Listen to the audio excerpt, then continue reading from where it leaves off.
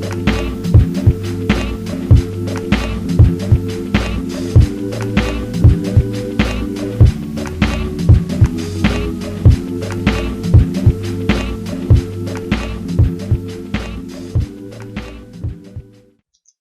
guys, welcome back to PR Kid. Today I have a very special video for you guys. I will be talking about my top 5 favorite Demon Souls bosses.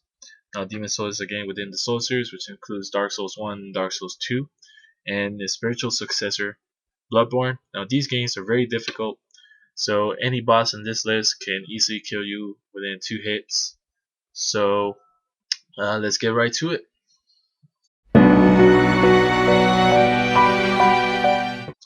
Okay, so first off we have the Tower Knight. Now this guy is in the first world. He is in area 1-2, and for a first world boss, this guy is actually really tough if you don't know the gimmick to this fight. Now when you first enter this fight, you're gonna get a very brief preview of what's up to come ahead.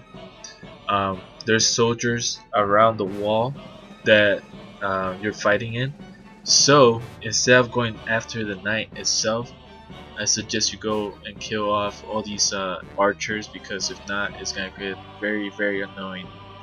Now there's a couple ways to take down this guy.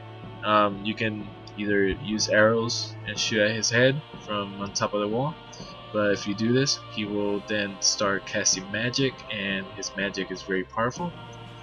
You can either use magic yourself against the head on top of the wall, but again, he can counter this with magic as well.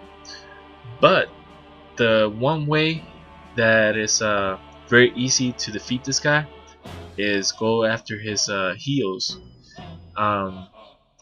His heals are his weak point, so if you keep attacking his heals a lot, eventually he'll let off like steam or something like that, and then he will stumble down onto the ground, and that's when you can attack the head and the rest of the body. Also, another suggestion I make is use a magic weapon, as it is very strong against this guy, and he's number 5.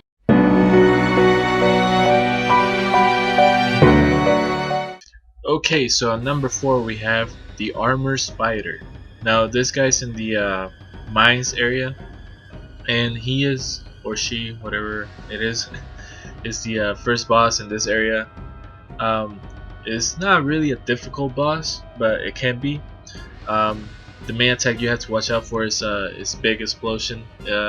Once you wail on it enough damage, it will increase. Well, not increase. It will start to like charge up, and will give you a brief window so you can run all the way back to the entrance to avoid the explosion. If not, it will take about 75% of your health away.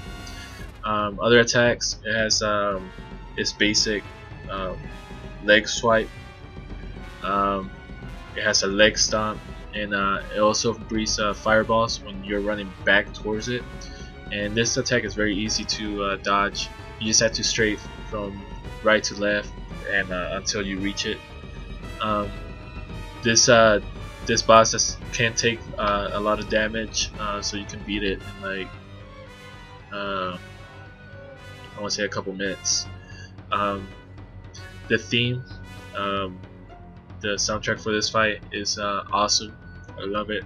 It has that very frantic feel to it, that you have to really defeat this boss, or else something bad's gonna happen, but it never actually does.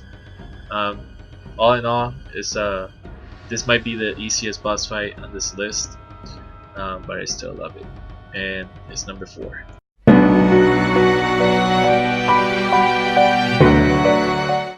Okay, so number 3 we have the Maneaters. Now this fight can be very frustrating and very difficult. As soon as when you walk in, you're gonna see the Maneater, and you're gonna notice that you're gonna be standing on a bridge. What you want to do is forget about fighting the Maneater right there. You're gonna want to go all the way to the middle of the stage, and there's gonna be like a cauldron of fire, and you're gonna want to fight the Maneater around this cauldron. It's gonna be the easiest way to beat the Maneaters, because if not, they can throw you off the bridge, and that can get very annoying. With this fight, as soon as you cut one Maneater's health by half or less than half, the other one shows up, and that's where it gets very difficult. Now they have an attack that can stun or paralyze you, and then the other one will attack you, and this attack can be very devastating, so you don't want to get hit with it. What I suggest for this fight is just staying in the middle and either using a spear or lance, so you can like use your shield at the same time and kind of poke them with it.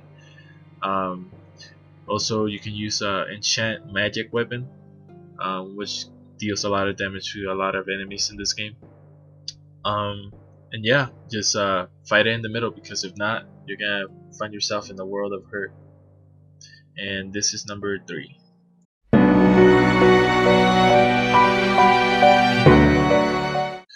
Okay, so at number 2 we have Old King Alant.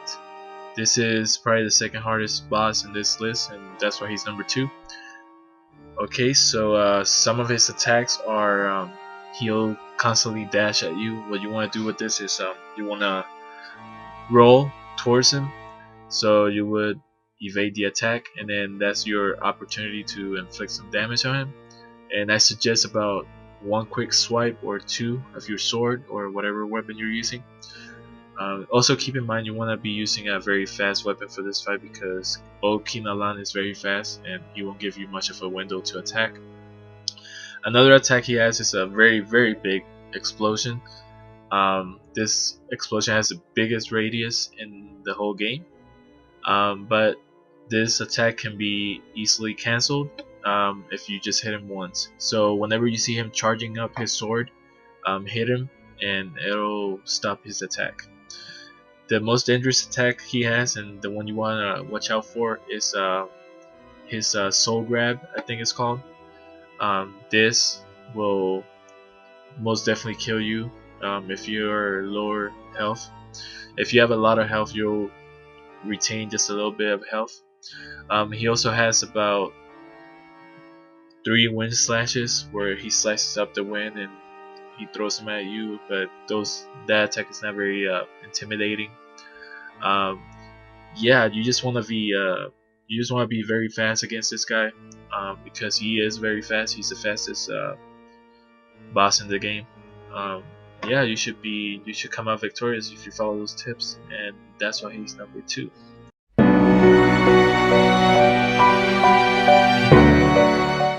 Okay guys, so now we're down to number 1, and then it is the Flame Lurker.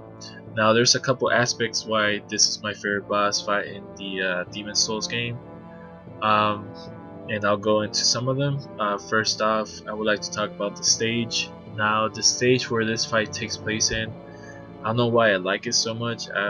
You have the flowing lava in the background, you got those pillars where the Flame Lurker comes out of, you got this wide open area. I don't know, it's just, I love the area for some reason. I think it fits the whole Flame Lurker boss fight very well.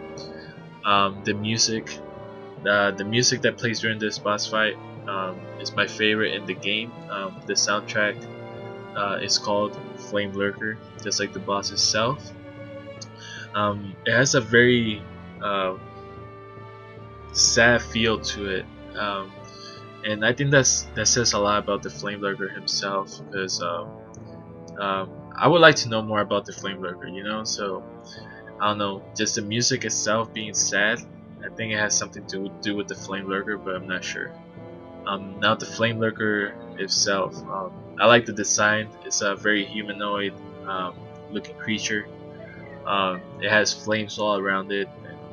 I mean, that's just badass in my opinion. The fight itself, it is the most difficult fight in the game, bar none, I think. The Flame Lurker, he's very relentless, unrelenting. He'll keep coming at you, punching you. He has some punches where it creates explosions, and that can do a lot of damage to you. He can also smash the ground to create another explosion that can do a lot of damage to you as well.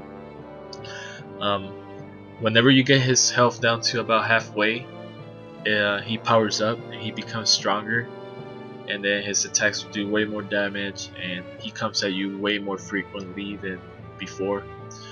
However, there's a very bad glitch in this fight, which can make the fight a breeze. Towards the entrance of the stage, there's a dragon bone or something like that that you can get the flame lurker stuck in, and then you can just poke away at his health. Um, and that's a glitch I used often just to test it out, and it actually works. But I don't suggest using it because then it makes the fight ridiculously easy, and this fight is best enjoyed whenever whenever he's at full power. So the Flame Lurker, he's my number one choice for those reasons. I just love his overall fight, everything about the fight, and that's why he's number one. So to end this video, I have a couple shoutouts to give. Number one goes to Magus X1. He has some great videos in his channel. He talks about a bunch of stuff about DC, video games, anything really. Next shout out goes out to BioPheonix. His content is very great as well. He does a lot of pickups, a lot of reviews on retro modern games as well, and he's very knowledgeable about the games he reviews. And last shout out goes out to BawesomeBurf. He does a bunch of reviews, mainly on PS2 games, but he is very knowledgeable about the subject matter as well. And I suggest giving a look at all these guys because they're part of the gaming community, and they're great people to look for content in, and yeah, their content is just great. I enjoy every minute of it. So that's it for this video, guys. I'll see you next video. Take care.